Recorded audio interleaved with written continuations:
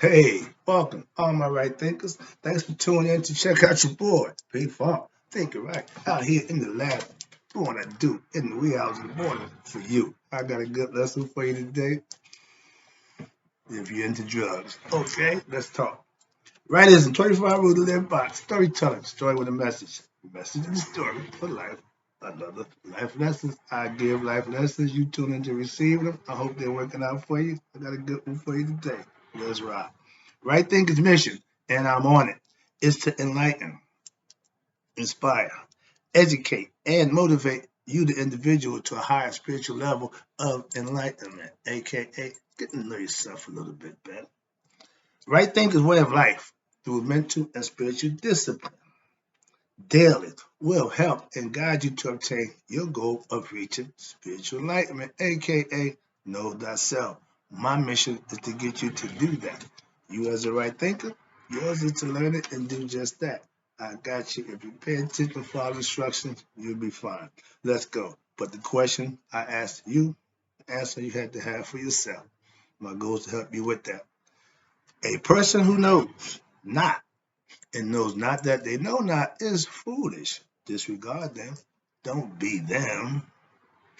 A person who knows not and knows that they know not is simple. You teach them. I got you. That's why I do what I do for you. Stay tuned. I got you. A person who knows not and believes that they know dangers, avoid them. I do. A person who knows and knows not that they know is asleep, like most people this time in the morning. It's okay. But I can awaken them with knowledge of self. I'm the spiritual alarm clock. I'm here to wake you up with knowledge of self. A person who knows and knows that they know is wise. Follow them. Right thinkers. All these persons reside in you. Right thinkers know thyself. And to my eye, be true. That's why you have to know yourself to be true to yourself. Today, let's talk about getting to know yourself a little bit better with the aid of psychedelics. Psychedelic Shack, that's where it's at back in the day. All right, let's go. Right thinkers, let's talk about a psychedelic high is really raising your consciousness. Mhm. Artificially, but that's what it does. And ancients, they used that. The shaman, the wise men, they knew how to orchestrate dealing with the higher concepts of being under the influence when your consciousness is being raised. Let's talk about psychedelics. A psychedelic high, raising your consciousness. Yeah, I'm a 70s dude. Back then, drugs was for recreational use. Pretty much weekend. You start on Friday night, you stop on Sunday night, you get back to the real world on Monday. So it was called the weekend drug. You party, you got high, took a little tab, you took a little sniff, you did whatever you're doing. But Monday, that lifestyle changed. Why? You put it over here, put it away, come back, do what you gotta do, and then Friday come around, living for the weekend. So that's how it was done back in my day. Okay. Now, I was the local drug dealer. I started out in projects in Grafton Avenue, doing our thing, learning the tricks of the trade. Yeah, and I had all kinds of drugs. By the time I got to do my thing, when I was in charge, I did everything except heroin. Don't do dope. Okay. Why? I don't know what that is. I I I got into every drug I did. Everything I sold, I did. I didn't do heroin, so I'm not gonna sell something I don't do. That's why I don't teach something that I don't know. Nothing's changed. Format's the same. Watch this. Now, back then, most of my customers was hard-working people who we at the weekend, Friday, got high. Come by, get your stuff. I was everybody's man. I'm gonna see my man. Everybody had a man. That man was the guy you went and got stuff that you wanted to do with. I was the pusher man. That was me. First of all, I used every drug I sold. Again, that was just my philosophy. Understand that. So being hooked on the drug, no, you use them to get high and enjoy. It don't run you. Like right now, your ego. If you don't defeat the ego. You don't conquer your ego, it's going to run you. That's like a drug. If you don't get on top of it, it's going to get on top of you. But let's get back to the psychedelic. Watch this. Now, I did a lot of psychedelics, okay? I enjoyed being high. I had no problem with that. But it wasn't like it ran me to be high. I got high because I enjoyed it. So it was something I did on my time and on my terms. Now people wake up, they can't not do without getting whatever they're doing. So it's not recreational, it's habitual, it's addictive. Okay, understand that. And if you got weak constitution, you're going to be victim of your own stuff. That's what it says. Don't get high in your own supply. Hey, if you weak minded, you can't do that. It wasn't my problem. Okay, yeah, watch this. Now, this is my personal claim to fame. I don't know if it's good or bad, but I introduced a lot of people to drugs. But when I did, I walked them through them, explained to what to happen to them, what's going to happen, what's going to go. So my favorite phrase when they took the acid, I tell my man, just hold on. Just hold on tight. The ride is going to be nice, but just hold on. All right, now the next one is the psychedelic experience. I tried mushrooms back in the day. I did LSD, mescaline. If it was up, I'm trying it. I'm in the drug class right now. We're getting drug education. The guy gave us a little pamphlet, data, and all the drugs in the system and all that. No, but everyone on there, I experienced with, except the heroin. Well, I did heroin. I just didn't sell it. I don't know if that's a good or bad thing, but yeah, I was I'm a space cadet. I got high. All right, and watch this. Again, I was called the doctor. Why? Because I prescribed whatever drug you needed to reach the high that you was looking for. If it's high, I can take you there. Going down, I don't know. Yeah, I did the Quaalude thing. I have some of that too, but I had drugs for people to get high and experiment with. That's what it was all about back then. I made a few dollars in the process. Okay. But now watch this. Not everybody who tried drugs for the first time with me, I actually cakewalked them through to experience. When somebody doing something for the first time, they got to be somebody they trust. So right now, when you go to these retreats for the ayahuascas and they take you through the trip, they walk you through. I did the same thing back then, so I understand that too.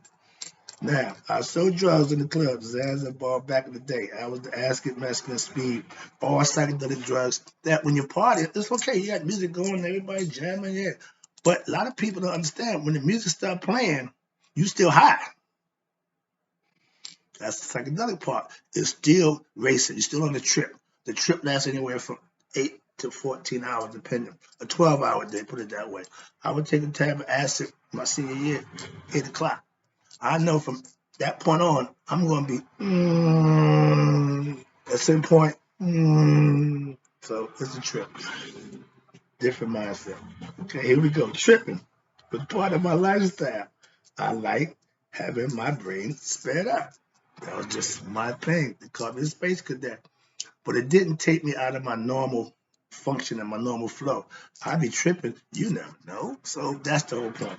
When I started getting high, I had to do it under a controlled environment. So I learned how to do that. So 13 years old. All right. Not proud of that, but that's what it was. Now, my favorite part of the ride, of the acid trip, is my higher conscious rises, and I get to think I'm just above. At that time, I would raise above and see everything from a different perspective because my lack of knowledge and understanding of what it was. I just experienced it. I know what it was through experience. I didn't know through technology and understanding what. No, none of that. I know that now, but back then I was winging it.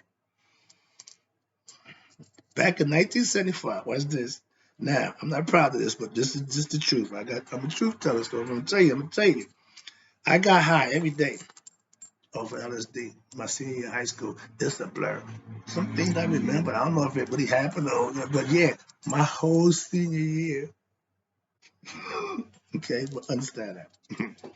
But while I was living it, nobody knew. If you didn't get high with me, you don't know I'm bugging. So it was my thing, personally. It was a personal thing, okay? I played football, basketball, ran track, and every venue I was tripping. All right. I spent my whole senior year high school high, LSD, tripping every day, brown dot. And how about this? You can get a little tab of acid for $1.50. So it wasn't expensive. It was a cheap high, but I enjoyed it. Okay, that's the part. I'm saying it wasn't, oh, I'm scrounging to get a little money up. No, that was the money that cheap, $1.25. That's lunch money. Lunch or trip. I'm packing my bags. I finagle lunch one way or another. Okay, here you go. Let me get back to this lesson right quick. Let me get this out. Now, living in an altered state of mind, aka tripping daily, was my way of life back in the day, and I enjoyed the whole time. I never had a bad trip. It never went where I just freaked out. None of that never happened to me. So I just always enjoyed my mind being sped up, and I was able to accommodate it by acting normal and seeming normal, but in my head, like the duck on the pond. You see him, he's cool, the swan, he's just standing there. But if you look on the water, the feet just going. So that's where my mind would go like. So I understood that. Now, your brain is, here you go. I experimented with my brain. Your brain is the best machinery known to man. This computer is the mimic of our brain. We got it naturally. So understand that. Your mind is a beautiful thing. Don't If you don't use it, you're going to lose it. Why? It's based on exercise. Einstein died. He had a youth brain. Why? Because he exercised it. Obviously, keep it in shape, keep it going. You got old people, 80, 90 years old. What they do? They walk, they exercise, they keep the heart flowing. There's certain things you can do to extend your life. Eat right, live right, do right. You can extend your life a few years, so it's okay. It's proven. Watch this. Now, we got people taking retreats to go to the higher level of self and enlightenment. As a spiritualist, yogi, and all that good stuff, say, I don't need an alternate drug to get me to the next level of consciousness. I can do that on my own. But when I was young, I used other drugs to get me familiar with it. Now I'm comfortable with speeding up my thought process without the aid or use of drugs. I would like to try it though. Just me, just again, the other side we said they got DMT, they got ayahuasca, all these is conscious enhancing drugs that take you to the next level. Just curious. But I would recommend no drugs. Why? I don't use nothing. So that's why. All right, now let's talk about drugs. Let's go back to now my money maker. Okay, no. Now, okay, this is the last part about getting there. Now I can reach that level of spiritual consciousness through what? Daily meditation and working through what I know to be consciousness at another level. Go into the meditative state and tap into my Akashic records, the higher consciousness. I know how to do that without no drug. I don't need to be drug induced to get there. That's my point. So how you go now? And my man Rick James, cocaine was a hell of a drug back in the day. And pretty much my demise. I would look at that and say, when I was doing the weed, the acid, the little petty stuff, oh, no problems. My man called me up from Florida, said he could tied in with some people who got some good stuff. He sent it to me. The rest is history. But yeah, what it did was bring in that other element. So I'll leave that there. Okay. Oh yeah, coke is not a psychedelic. Nah, but it's a drug. It's a stimulant. It's an upper. And during the 70s, it was cool. You sniff cocaine, it was cool. I just tried my little chain. Got my chain on there, yeah. I had a serpent, snake. It's really a spoon to sniff coke out of. Got a little bottle. Remember Superfly, walk around giving everybody hits? I was that guy, okay, with the cocaine. But that's when things changed. I wasn't just a triple man. No, I became a different dude. That's just history, like I say. Now, I wasn't cocaine sniffer. Yeah, I sold it also. But boy, when that freebase came out, that's right around my era. Okay, right there. Back in 78. It wasn't crack. No, this was freebase. You had to take cocaine, doctor it up, put some ammonia on there, put the stuff, the solution on there, to strip it, so hence it's free of chemicals, and you're smoking base cocaine. You're talking about high, ooh, whole different animal. Okay, don't want that. No, I don't want him. No, he's a dragon. Boy, that bad cocaine is a bad man. Like your boy Rick tell you, that's a hell of a drug. All right, I had good product. Yeah, I paid top dollar. I got the best stuff again for the people who that's what they think. So all that was fine. Best in town. But I watched people lose their career, lose their marriages, lose everything over chasing that high. Mhm. I wasn't a victim of that, but I was. Nah, I smoked when I get ready. I had a problem. But yeah, when I looked at myself before I went to prison, I was like this. My mom would cry when she looked at me. And I didn't understand why until I looked in the mirror. 'Cause I was looking in the mirror every day, obviously. Now I look in the mirror every day. So my whole face, like skeleton. I weighed 147 pounds when I got into prison. Another story. Okay, but yeah, but that's the drug. Okay, again, you neglect other things when you're under the influence. Okay, now that coke game is fast money. Man, things just escalated. But again, from experience, let me tell you, fast money, show money, no money. Understand that? I love Nashville, and I'm gonna wrap it up. Let me get my little story in here about psychedelics. Let me finish it up. Yeah, I love speeding up my thinking process. Back then, it was what I loved. I look forward to that, just racing. Now I can do it on my own without the aid of drugs. I like to trip, aka speeding up the rising of my consciousness. Why? With drugs? Nah. With meditation, with me doing what I do in my lab, I can do that now and go anywhere I want. Astral plane, all that good stuff. It's all mental. Understand that, right, thinkers? Watch this. Some people, now here we go. Some people can't handle being at an altered state of mind. That means everybody don't do drugs. Everybody don't want to be under influence. Some people just want to be normal, and that's fine. If you have a weak constitution or ignorant to some things, and mind tripping will bug you out. Some people can't handle that altered state because they're not used to it, and those who realize that, God bless you. Those who don't and have it happen to experience, told you, they're not worse than having a bad trip. I got a story for that one too. Boy, I got stories. Think about it. Now, okay, watch this. Now, if you're a chess player, meaning you're a thinker, that means you're cerebral. That means you're constantly planning and plotting strategy. So your mind is already racing. It's already going abnormal. So that's fine. And guess what? You won't have a problem with psychedelics. But to somebody who laid back and just ho hum, man, it's gonna run them crazy. So understand it again, mindset. But you have to be prepared. You have to be ready. Because if you go into this thing blind, you might not know where you're gonna end up at, and that's not good. That's a bad trip. You should have a destination for every trip. When you pack your bags, don't you know where you're going? If you get a psychedelics and don't know what the goal is, you're gonna have problems. That's what I'm saying. Now watch this. Now I speed my higher conscious up with what? Meditation. No drugs, just right thinking philosophy and understanding who I am and what I can do through concentration and mental concepts. So I teach that, I preach that, I live that. Hope you get the message.